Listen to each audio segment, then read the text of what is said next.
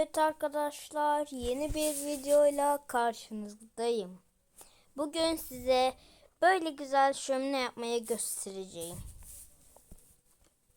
Şimdi illa tuğla kullanmak zorunda değilsiniz. Kırık taş da kullanabilirsiniz. Taş kullanabilirsiniz. Demir kullanabilirsiniz. Şimdi yapımını göstereyim size.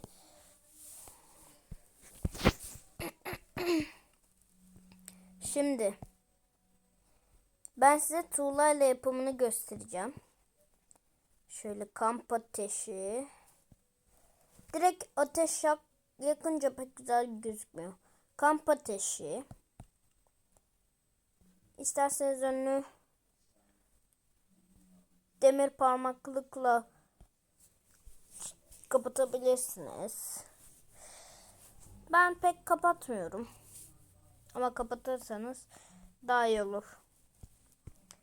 Biz bu videoda kapatalım da ne olur ne olmaz. Siz bana uyarsınız. Kendinizi yakarsınız falan.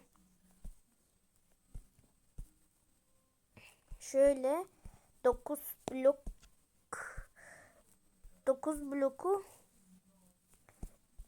şöyle tuğla yapın. Sonra şöyle. Ne oldu öyle? İstediğiniz yükseklikte yapın. Sonra şuraya kamp ateşi. Şuraya da demir parmaklık yerleştirin. Olur. Sonra aslında böyle taş görünüyor. Neyse evime düzeltme yaparım. Sonra mesela tavan şurada bitiyor diyelim. Tavan şurada şöyle bitiyor diyelim. Şurayı kapatın. Sonra tuğla merdiven alın. Yani demir merdiven de olur. Ay, demir merdiven yok ki. Taş merdiven de olur.